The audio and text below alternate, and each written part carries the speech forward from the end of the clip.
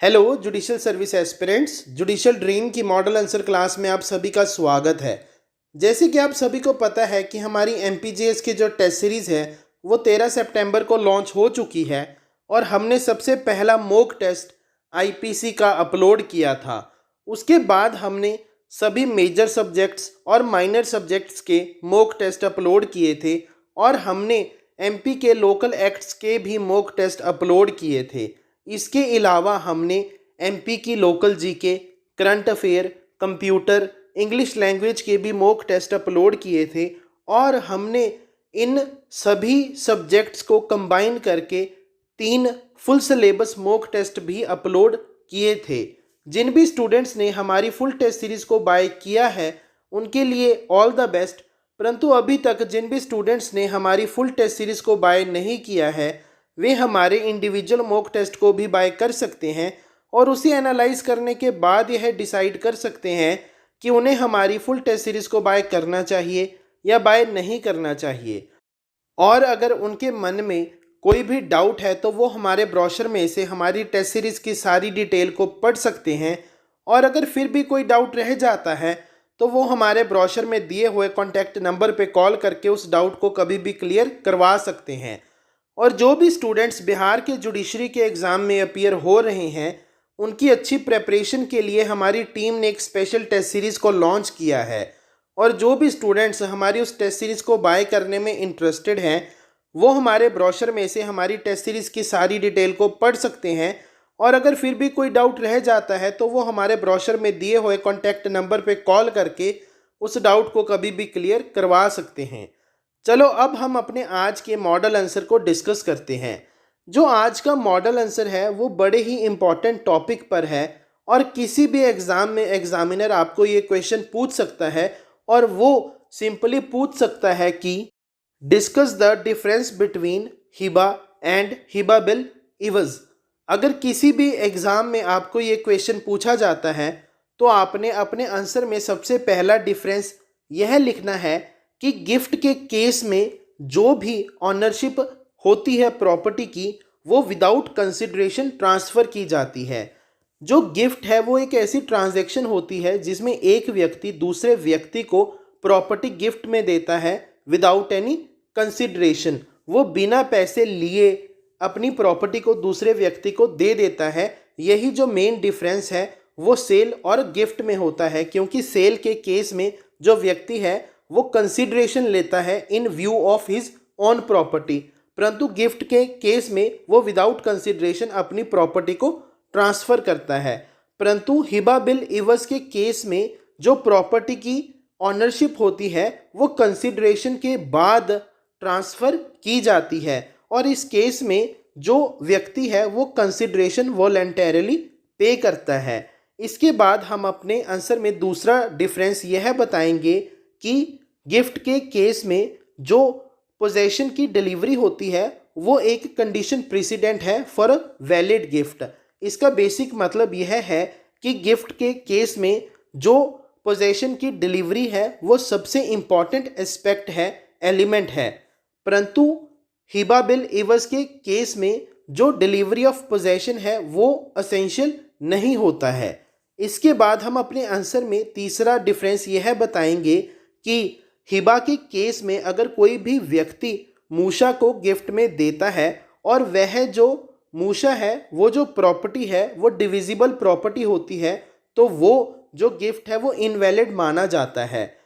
मुस्लिम law में मूशा उस property को कहा जाता है जिसके कई वारिस होते हैं, यानी कि जिस प्रॉपर्टी पे कई व्यक्तियों का अधिकार होता है और जो उनकी ऑनरशिप होती है वो जॉइंट ऑनरशिप होती है और उसमें बंटवारा नहीं हुआ होता है। अगर कोई भी को ओनर उस प्रॉपर्टी को गिफ्ट में देता है और वो प्रॉपर्टी ऐसी प्रॉपर्टी है जिसको हम डिवाइड कर सकते हैं तो उस केस में मुस्लिम लॉ के अकॉर्डिंग उसका गिफ्ट इनवैलिड माना जाता है। परंतु हिबा बिल इवज के केस में अगर कोई भी व्यक्ति मूशा को गिफ्ट में देता है और वह प्रॉपर्टी चाहे डिविजिबल प्रॉपर्टी ही क्यों ना हो वह गिफ्ट लॉफुल माना जाता है।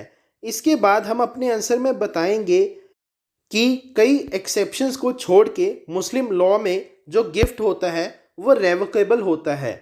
इसका मतलब यह है कि अगर एक पार्टी दूसरी पार्टी को गिफ्ट देती है तो वो गिफ्ट देने के बाद उस ट्रांजैक्शन को रिवोक कर सकती है। परंतु हिबा बिल इवज के केस में जब भी गिफ्ट दिया जाता है तो उस मोमेंट से वो जो ट्रांजैक्शन है वो इरेवोकेबल मानी जाती है। इसका मतलब यह है कि हम उस ट्रांजैक्शन को रिवोक नहीं कर सकते। इसके बाद हम अपने आंसर में बताएंगे कि जो गिफ्ट है वो एक ऐसी ट्रांजैक्शन है जिसमें व्यक्ति बिना कंसिडरेशन के दूसरी पार्टी को अपनी प्रॉपर्टी देता है। यह एक प्योर सिंपल ट्रांजैक्शन होती है जिसमें सिर्फ एक पार्टी दूसरी पार्टी को प्रॉपर्टी देती है, परंतु उस प्रॉपर्टी के अवज़ में वो दूसरी पार्टी से कुछ भी नहीं लेती है। परंतु जो हिबा बिल इवज है वो एक सेल के कॉन्ट्रैक्ट की तरह कंसीडर किया जाता है, क्योंकि इसकी ट्रांजैक्शन में दोनों पार्टीज एक दूसरे को कुछ ना कुछ देती है। एक पार्टी दूसरी पार्टी को प्रॉपर्टी देती है तो दूसरी पार्टी पहले वाली पार्टी को उसके लिए कंसिडरेशन पे करती है। तो मुस्लिम लॉ में जो हिबा बिल इवज है वो just like sale of contract consider किया जाता है। इसके बाद हम अपने आंसर में बताएंगे कि मुस्लिम लॉ के अकॉर्डिंग जो गिफ्ट की ट्रांजैक्शन है, चाहे वो मूवेबल प्रॉपर्टी की हो चाहे वो इमूवेबल प्रॉपर्टी की हो, उसको रजिस्टर कराने की ज़रूरत नहीं है और वो राइटिंग में होना चाहिए, यह भी ज़रूरी नहीं है। अगर कोई भी व्यक्ति इमूवेबल प्रॉपर्टी को ऑरली ही गिफ्ट में दे देता है तो मुस्लिम लॉ के अकॉर्डिंग वह एक वैलिड ट्रांजैक्शन है। परंतु हिबा बिल इवज के केस में अगर कोई व्यक्ति 100 रुपये की वैल्यू के ऊपर की इमूवेबल प्रॉपर्टी को गिफ्ट में देता है तो उस केस में उस ट्रांजैक्शन को रजिस्टर कराना लाजमी है, क्योंकि इंडियन लॉ के अकॉर्डिंग जो हिबा बिल इवज है वो just like sale of contract consider किया जाता है।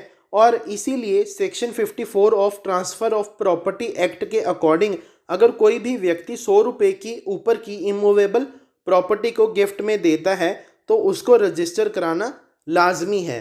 तो इस तरह अगर किसी भी एग्ज़ाम में आपको ये क्वेश्चन पूछा जाता है तो आपने अपने आंसर को कुछ ऐसे ही अटेम्प्ट करना है। और अगर आप इस आंसर की PDF चाहते हैं वो आपको संडे टू संडे प्रोवाइड करवा दी जाएंगी।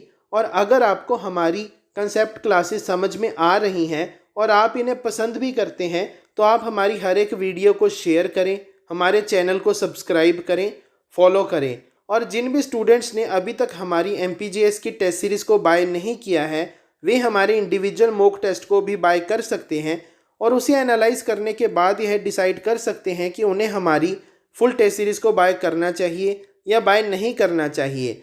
और अगर उनके मन में कोई भी डाउट है तो वो हमारे ब्रोशर में से हमारी टेस्ट सीरीज़ की सारी डिटेल को पढ़ सकते हैं। और अगर फिर भी कोई डाउट रह जाता है तो वो हमारे ब्रोशर में दिए हुए कॉन्टैक्ट नंबर पे कॉल करके उस डाउट को कभी भी क्लियर करवा सकते हैं। और जो भी स्टूडेंट्स बिहार के जुडिशरी के एग्ज़ाम में अपीयर हो रहे हैं और वो हमारी टेस्ट सीरीज़ को बाय करने में इंटरेस्टेड हैं वो भी हमारे ब्रोशर में से हमारी टेस्ट सीरीज़ की सारी डिटेल को पढ़ सकते हैं। और अगर उनके मन में कोई भी डाउट रह जाता है तो वो हमारे ब्रोशर में दिए हुए कॉन्टैक्ट नंबर पे कॉल करके उस डाउट को कभी भी क्लियर करवा सकते हैं। Thank you.